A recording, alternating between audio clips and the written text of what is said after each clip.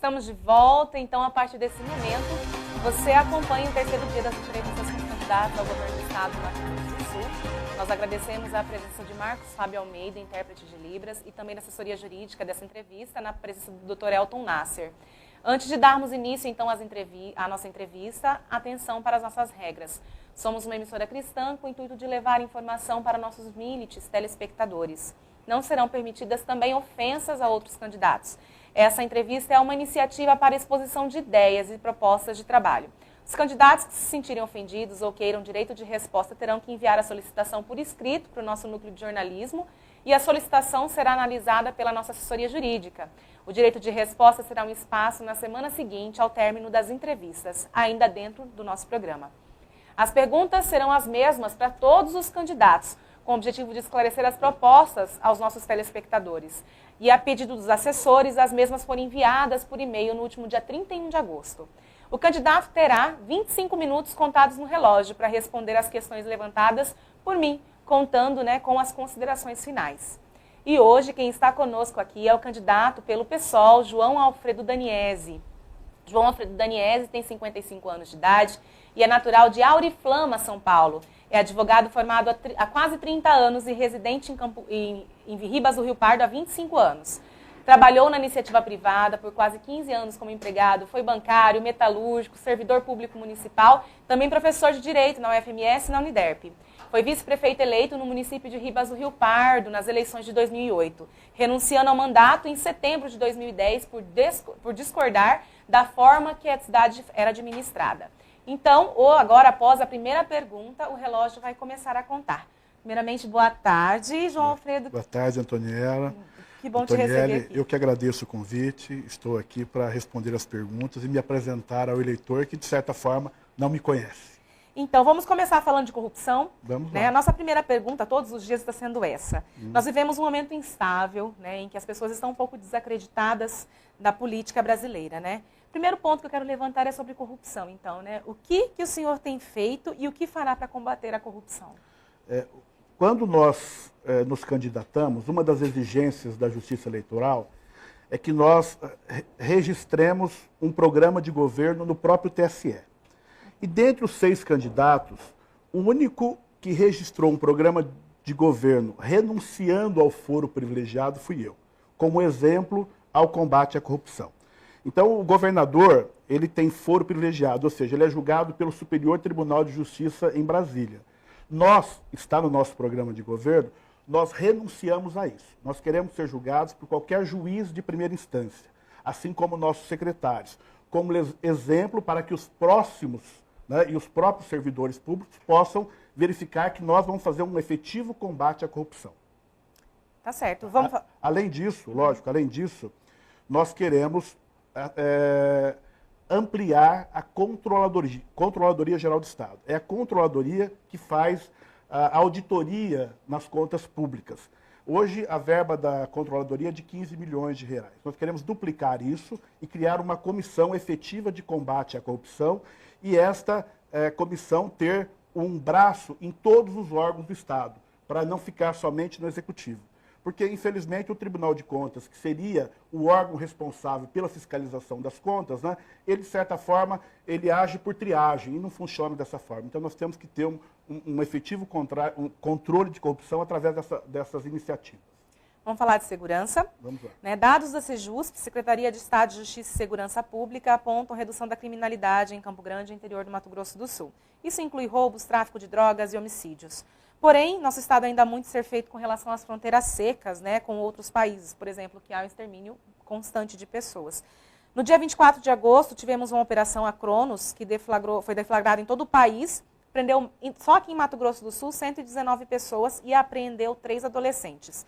Eu quero saber se o senhor acredita que esses dados estão corretos e qual sua proposta em relação à redução da violência nesses lugares, também levando em consideração a questão do tráfico de armas no estado. Esses dados são incorretos. Nós sabemos que são poucas pessoas que procuram a polícia para registrar a ocorrência de um determinado delito. Então, em verdade, não houve diminuição da criminalidade. Ela é latente, ela aumentou. Só que as pessoas que têm furtado um celular ou algum bem de menor valor, não se dá o trabalho de registrar a ocorrência. Então, a criminalidade, ela existe e ela é fato. Com relação à fronteira, são situações muito interessantes. Nós temos 1.517 quilômetros de fronteira no estado. 1.000 quilômetros com o Rio Paraguai e 500 e poucos quilômetros de fronteira seca. São 13 cidades fronteiriças. Nós precisamos de uma ação integrada, de uma força-tarefa, desde o guarda de quarteirão, junto à prefeitura, junto ao Estado, junto à União e junto às Forças Armadas. Nós precisamos unir o DOF, Polícia Militar, a Polícia Militar das cidades, nós precisamos unir Polícia Federal, Polícia Rodoviária Federal e o Comando Militar do Oeste que está aqui. Né? Infelizmente, é uma situação de um joga para o outro. A União diz que é dela, o Estado diz que é da União. E a União diz que o Estado tem que cuidar. E, na verdade, o Estado tem que ter vontade política de unir todas as polícias e controlar a fronteira. Lógico que, em função de ter 1.500 quilômetros, não é possível você colocar um policial de 100 em 100 metros. É preciso usar tecnologia, é preciso usar inteligência. Nós temos alguns exemplos de tráfico de drogas que, através da tecnologia, se apreendeu a maior carga no aeroporto do Galeão e se prendeu o chefe do cartel em Miami, sem dar um tiro. Então, através das tecnologias que nós temos, é possível controlar a fronteira. Perfeitamente possível. Basta ter vontade política e unir, numa ação integrada, todas essas forças que nós temos disponíveis aqui no Estado. Isso também acabaria com a questão do tráfico de armas? Mas, sem dúvida, não envolve só o narcotráfico. Envolve também o tráfico de armas e também de pessoas. Tá certo. Vamos falar, então, agora sobre habitação. Né? Segundo dados da própria GEAB, Agência Estadual de Habitação, ano passado, o Mato Grosso do Sul tinha um déficit habitacional de 65 mil unidades. Né? Logo no começo do ano, de 2018, foi confirmada a construção de mais de 1.238 casas populares para todo o estado, dados do mesmo local que eu peguei, tá bom? As novas moradias integram programas federais Minha Casa Minha Vida, no âmbito do FDS, Fundo de Desenvolvimento Social, também focaram em famílias com renda mensal até R$ 1.800, o PNHR, Programa Nacional de Habitação Rural, para quem tem renda anual até 17 mil. Nós acreditamos que esse déficit não possa ser sanado de uma hora para outra, né? Porém, ainda tem muita gente na fila de espera por uma casa. Quais são as suas propostas, então, para a questão habitacional, levando em consideração as pessoas que estão esperando e uma forma de distribuição dessas casas para uma forma de uma boa distribuição dessas casas para as pessoas que estão esperando nas filas? Quando o Estado anuncia que o déficit é de 65 mil, você pode ter certeza que é o dobro disso. Né? Nós que andamos pelo Estado percebemos que a quantidade de moradias faltantes é muito maior do que esta. É lógico que nós não temos esses números exatos, né? Mas é preciso de uma política habitacional constante, uma política de Estado, não uma política de governo. Os municípios, infelizmente, eles não têm uma estrutura de projetos. Hoje a União tem uma verba destinada à moradia de praticamente 5,5 bilhões de reais. E os municípios carecem de projetos. O Estado precisa capacitar servidores do município para que eles possam fazer esses projetos e efetivamente chegar ao governo federal. Porque o projeto Minha Casa Minha Vida, que constantemente tem dotado os municípios de várias residências, é fruto desses projetos. Então, se o Estado capacitar servidores nos municípios para que isso ocorra, é possível nós, em 4 anos, alcançarmos, não vou dizer 100% disso, mas chegarmos perto aí de 80%, com 20 mil casas ano. Mas através do quê? Através também de contrapartida dos municípios. Olha, município, eu vou te ajudar, você entra com o terreno, nós fazemos essa ponte município-União e vamos, então, dar o protocolo desses projetos junto à União para que essas verbas venham e as construções saiam. Então, é possível fazer isso. Agora, nós temos que entender também que esta crise, de certa forma, afetou sensivelmente a construção civil. Mas uma das situações de você gerar emprego e renda é justamente com a mão do Estado, com o braço do Estado, através da construção civil, sobretudo nas casas populares. É um dos projetos que nós temos no nosso programa de governo. Tá certo. Falar agora de arrecadação. No portal da Transparência, no site do Governo do Estado, na aba Receitas, é possível encontrar as arrecadações, né? Em nível de categoria econômica, tributos estaduais, demais receitas realizadas pelo Tesouro Estadual, recursos com os quais o Estado, através dos seus órgãos e entidades, realizações e serviços públicos, investimento e o custeio da máquina pública. E até esse mês de agosto, quando nós fechamos essas perguntas, a arrecadação não havia sido fechada, levando em consideração também que ainda faltamos aí 4 meses pela frente para encerrarmos o ano. A pergunta é, o que o senhor pretende fazer para o aumento da receita do Estado sem que o contribuinte seja o maior afetado e o direcionamento dessa verba, né? Qual que é a sua prioridade? Antonielli, este ano nós tivemos um excesso de arrecadação até o mês de julho de 1 bilhão e 200 milhões de reais. A imprensa local noticiou isso. Ou seja, um dinheiro que não é esperado. Houve um reaquecimento da economia e gerou, além do orçamento do Estado, que este ano é de 15 bilhões de reais, gerou um acréscimo até julho de 1 bilhão e 200 milhões de reais. Ou seja, o dinheiro está sobrando nos cofres do Estado. Essa é a grande verdade, né? Então, essa crise que se fala aí fora, na verdade, ela nos cofres do Estado ela nunca existiu. Infelizmente, o dinheiro é mal gerido, né? Nós conhecemos muito bem o orçamento do Estado. Nós temos algumas distorções orçamentárias gritantes. Vou dar um exemplo para você. O Estado está destinando para tráfico de entorpecentes, ao longo de 2018, a importância de R$500. Então, somente R$500. Está aí o orçamento, eu posso mostrar para vocês depois.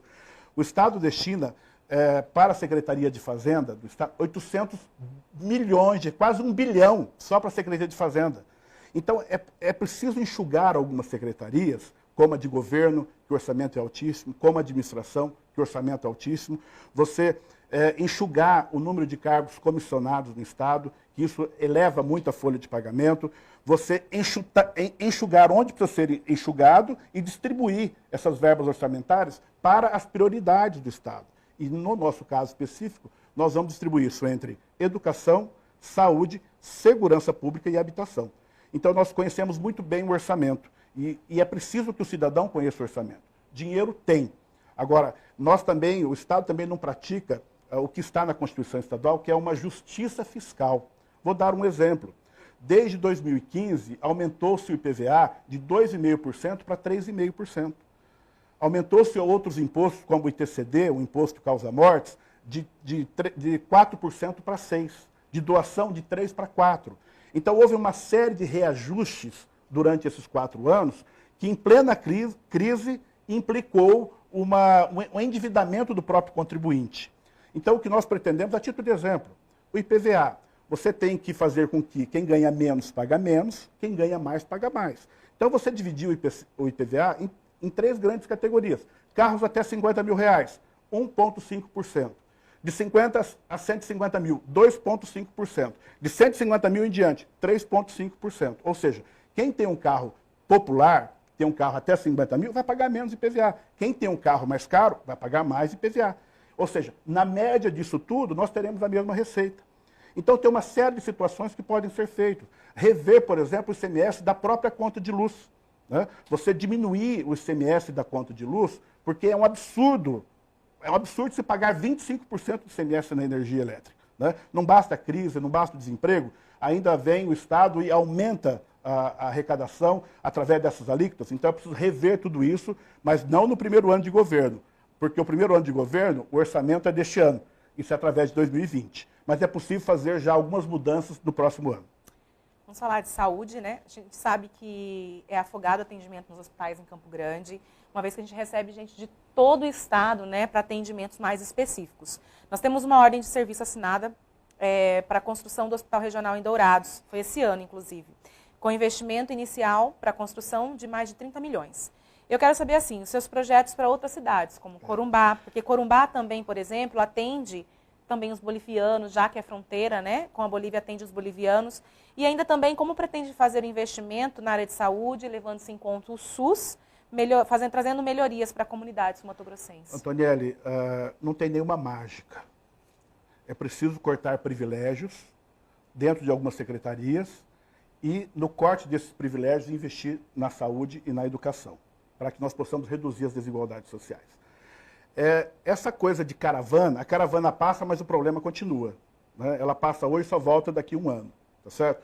A caravana foi bom? Foi bom. Vai continuar? Pode continuar. Mas nós temos que investir no município. Nós não temos que regionalizar a saúde, nós temos que municipalizar a saúde. Então você tem municípios pequenos de até 50 mil habitantes que é possível você dotar, através de verbas específicas da Secretaria de Saúde, dotar esses pequenos municípios, pequenos e médios municípios, de centros cirúrgicos, de maternidades, de equipamentos de hemodiálise. Um centro cirúrgico, para você ter uma ideia, tem um custo de implantação de R$1 milhão. Em Ribas do Rio Pardo, nós temos 15, 20 pessoas que vêm dia sim, dia não fazer hemodiálise, quando um aparelho de hemodiálise custa $20 mil, R$80 mil. Então você precisa dar conforto ao paciente. Compra esse equipamento, deixe lá, capacite servidores da saúde lá do município, cria uma salinha de hemodiálise e coloque esse aparelho evitando esse transtorno, o custo disso, o desconforto ao paciente. E também centros cirúrgicos para que a emergência seja atendida no próprio município. Através do quê? Através de uma contrapartida. Eu compro o centro cirúrgico, eu, Estado, e você, município, faz ao espaço físico para que nós possamos ter uma sala de UTI com todos os equipamentos de ponta. Com R$1 milhão, você tendo 79 municípios, tira os grandes 20, sobra aí 50 municípios, vai gastar R$50 milhões. Então, não é difícil, falta vontade política. Essa coisa de você construir essas obras nababescas como os hospitais regionais, não tem necessidade. Se ganharmos, vamos dar continuidade a essa construção, sem dúvida. Vamos terminar. Mas é preciso remunicipalizar a saúde, investir no município, que é onde as coisas acontecem, é onde o paciente fica doente. Falar agora de imigração. Enfrentamos um problema de imigração em todo o país. Em Roraima, por exemplo, temos os casos dos venezuelanos. Mas Mato Grosso do Sul também tem últimas notícias que têm preocupado com relação ao município, principalmente de Corumbá, que tem se tornado rota de imigração por grupos de haitianos. E a maioria deles tem ficado em situação de rua na cidade. Campo Grande também temos algumas igrejas que estão abraçando alguns haitianos, acolhendo alguns. E eu quero saber seu posicionamento com relação a isso e também seus projetos para reorganizar esses imigrantes dentro do nosso estado. Olha, nós, além desses imigrantes, nós temos a população de rua. É preciso se preocupar com os imigrantes e também com a população de rua, né? Logicamente, nós temos uma população hospitaleira, acolhedora, né? E nós temos o trabalho também não só das igrejas católicas, mas também de outras igrejas e organizações não governamentais. Então, nós precisamos, através de um estudo junto com essas igrejas, junto com essas organizações, de catalogar essas pessoas onde elas estão e alocar essas pessoas, tentar um emprego, tentar um local para que elas fiquem, pelo menos temporariamente, até que elas possam se estabelecer oficialmente. Então, nós somos totalmente favoráveis a recepcionar essas pessoas e acolher também aqueles que estão na rua, né? Não podemos ter essa distinção. O imigrante ele é bem-vindo, mas nós temos problemas locais muito graves e temos que dar solução também para esses problemas locais. Falar de educação, agora? É a nossa prioridade. Muitas escolas tiveram melhorias em suas estruturas e ainda existe muito a ser feito, levando em consideração que um dos pontos de uma educação de qualidade também é o ambiente oferecer boas condições, né, aos alunos e aos professores. Quais seus projetos quanto a isso? E outro ponto é em relação ao salário do profissional de educação. O Sindicato dos Trabalhadores em Educação reivindica o cumprimento de um acordo estabelecido nesse ano de 2018 para equiparar o piso salarial para 20 horas de trabalho. Qual a sua proposta também para os professores? Olha, a nossa proposta é, primeiro, valorizar o profissional de educação. Hoje, o Maranhão, que tem o mesmo produto interno bruto equivalente ao Mato Grosso do Sul, da ordem de 80 bilhões de reais, ele paga o professor R$ 5.750. O professor do nosso estado, para 40 horas aula, paga R$ 3.593. Então, nós pretendemos dar uma atenção especial ao professor, reajustando o salário. E o administrativo, nós temos cerca de 6 mil administrativos aqui no estado que não recebem reajuste há 4 anos. Então, nós temos também que trabalhar o administrativo. É a merendeira, é o auxiliar de serviços, é o secretário de escola. Há 4 anos ele não tem reajuste. O salário médio de um administrativo é da ordem de R$ 1.100. Né? Então, nós temos que ter uma preocupação também com o reajuste, porque a educação é feita pelo professor e pelo todo o seu entorno, sobretudo o administrativo. Então, além disso, nós queremos criar uma coisa que é muito comum no estado de São Paulo, chamada cozinha piloto. Para pequenas e médias cidades, você padronizar a merenda escolar através de uma cozinha piloto, em contrapartida com o município, porque a cozinha piloto vai abastecer as escolas estaduais e as escolas municipais. Além disso, o que nós queremos é investir também na infraestrutura da escola. Hoje nós moramos num país tropical e, infelizmente, raríssimas são as escolas que têm aparelhos de ar-condicionado. Então, nós temos que dotar um aparelho de ar-condicionado, trabalhar, acabar com a louça de giz, né? colocar a tecnologia na escola, fazer com que o aluno tenha acesso a essa tecnologia. Nós temos que investir na merenda escolar. Hoje pouca gente sabe disso, mas gasta-se 47 centavos por aluno dia em merenda escolar. É um absurdo. Você não compra meia maçã.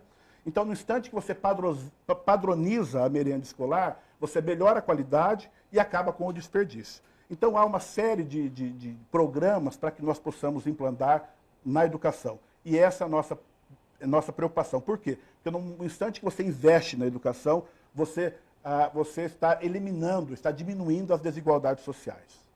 Infraestrutura. De acordo com dados de 2017 do Sistema Rodoviário de Mato Grosso do Sul, a rede rodoviária do estado é composta por 141 rodovias estaduais, com extensão de 14.586,60 quilômetros, sendo 1.915 de rodovias planejadas, 8.548 de rodovias não pavimentadas e 4.122 de rodovias pavimentadas. Outro ponto também são a questão dos elefantes brancos, né? Caso eleito, qual o projeto para fazer a pavimentação das rodovias que ainda não tem pavimentação e fazer a correta manutenção também das rodovias pavimentadas? E o que será feito desses elefantes brancos que ficaram parados? Bom, um dos grandes elefantes brancos conhecidos é o Aquário do Pantanal, né? Logicamente, uma obra de 80 milhões, onde se gastou quase 300 milhões, você termina ela com 30 milhões. Então, falta vontade política e a ideia é terminar o Aquário do Pantanal, logicamente que a partir do segundo semestre do ano que vem, porque o primeiro semestre é um primeiro semestre de ajuste, né? Então, não só é o caso do Aquário do Pantanal, mas é de outras obras que ainda não foram terminadas, como esses hospitais regionais que estão sendo construídos, também fazer a sua conclusão. Com relação à infraestrutura do Estado, nós temos algumas coisas meio absurdas aqui no estado. Nós temos no sentido leste-oeste, nós temos 3 grandes rodovias, a BR-262, a 040, que é uma estadual, e a 267. E, no entanto, nós não temos nenhuma transversal, né? Ou seja, você poderia diminuir o ponto de um lugar a outro através de transversais, 2, 3 transversais ao longo dessas 3 paralelas. Isso nós pretendemos fazer. Agora, é importante dizer o seguinte, nós temos 800 milhões de reais do Fundersul. O Fundersul foi criado para escoar a produção. E, no entanto, houve uma alteração legislativa no Fundersul, onde hoje ele é utilizado para a pavimentação de ruas de municípios. Nós não podemos permitir isso, né? E o Fundersul tem algumas distorções que são absurdas também. Uma delas, aliás, a maior, ele é controlado de forma paritária pelo agronegócio. Então, você tem representante do Fundersul da FamaSul, você tem representante do Fundersul do Sindicato das Indústrias Frigoríficas, você tem a SomaSul, que é a Associação dos Municípios, você não tem agricultura familiar no Fundersul. E o Fundersul tem que ser destinado a escoamento da nossa produção, seja ela do agronegócio, seja ela da agricultura familiar. Então, nós temos que fazer com que esse dinheiro não caia na manutenção de ruas nos municípios, porque os municípios têm as verbas específicas para isso. Então, nós temos que reestudar a reestruturação desses 800 milhões de reais para que esse valor seja gasto nas nossas rodovias municipais. Estaduais. 4 minutos, vou fazer a última pergunta com relação aos indígenas. Uma grande preocupação é a questão da violência, né, indígena no nosso estado, sendo que lá em Dourados a gente tem cerca de 15 mil índios. Segundo o CIMI, o Conselho Indigenista Missionário, com dados do ano passado, mostra que a mortalidade infantil também entre indígenas cresceu. E tem a questão também da disputa por terras, mas também o alcoolismo, as drogas. Quero saber a sua posição diante disso, amenizar essa situação também das lutas armadas no nosso estado entre índios e fazendeiros. E acredito que o senhor, em seguida, pode fazer as considerações finais também. Tá bom. Nós temos uma grande preocupação. Tanto é que nós temos um candidato a senador indígena, que é o Anísio Guató, né, o senador pelo PSOL. E nós temos uma grande preocupação indígena, até porque a Constituição do Estado tem um capítulo específico sobre isso, sobre os indígenas, né? Nós temos que demarcar as terras, sim, né? Nós não podemos permitir que o agronegócio passe em cima dos índios. Nós precisamos que os recursos específicos para isso sejam investidos na demarcação de terra, mas sem invasão. Nós somos contra a invasão, através de diálogo, através de colocar todos na mesa e indenizar efetivamente as terras que foram demarcadas para que os índios possam ter estrutura. E não é só terra. O índio precisa de toda a assistência do Estado para evitar esse grande número de suicídio, para que ele possa ter acesso à educação, para que ele possa ter acesso à saúde. E não é só política para indígenas. Nós temos que ter uma política específica para mulheres. específica para quilombolas, específica para o grupo LGBT. Nós temos essa preocupação em nosso programa de governo. Né? Nós temos que dar atenção a essas minorias. Através do quê?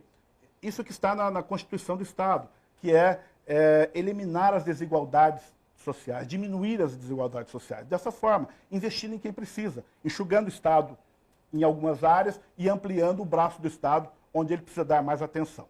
Com relação às considerações finais, meus 2 minutos finais, eu quero dizer o seguinte. Fique à vontade. Eu sou de uma família cristã e Santo Agostinho dizia o seguinte, que a esperança ela tem 2 filhas lindas, a indignação e a coragem. A indignação para não suportar ou não concordar com as coisas como elas estão, e a coragem para mudá-las. Então, hoje eu sou candidato justamente porque eu também sou indignado como é o eleitor. Eu estou dando minha cara a tapa, vamos dizer assim, justamente por ver tantos absurdos aqui no Estado, sem falar mal de A ou B, não tem essa intenção. Mas justamente para que nós possamos dizer ao eleitor, o Estado tem recursos. São 16 bilhões de reais que serão administrados no ano que vem. Basta fazer uma revisão orçamentária para redistribuir esse dinheiro onde ele tem que chegar. Qual é a ponta que ele tem que chegar? É na escola, é na saúde, é na habitação, é na segurança pública. Nós temos que acabar com a quantidade de cargos comissionados que o Estado tem, com esse loteamento de cargo, com favores, com clientelismo. Nós temos que fazer uma administração séria. Nós temos capacidade para isso. Nós estudamos muito direito público, nós estamos vendo 2 lados, o lado do contribuinte e o lado do Estado. Eu tenho uma formação em direito empresarial, então é possível, através de justiça fiscal, que esses recursos possam chegar até o contribuinte. Então eu quero agradecer à TV Imaculada por essa oportunidade, dizer ao eleitor que nós somos candidatos para ser mais uma opção a ele. Você tem outros 5 nomes, todos esses 5 nomes você já conhece, já estão na política há 20 anos. O único candidato novo, diferente que está aí, sou eu, João Alfredo do PSOL. Eu, Dina Freitas, PSOL 50, vote para mudar, que nós vamos reconstruir o Mato Grosso do Sul. Muito obrigado, Antonielli, e obrigado a todos os telespectadores. Eu que agradeço a sua presença. Nós então entrevistamos hoje o candidato pelo PSOL, João Alfredo Daniese. E você não saia daí que a gente já volta com as notícias de hoje.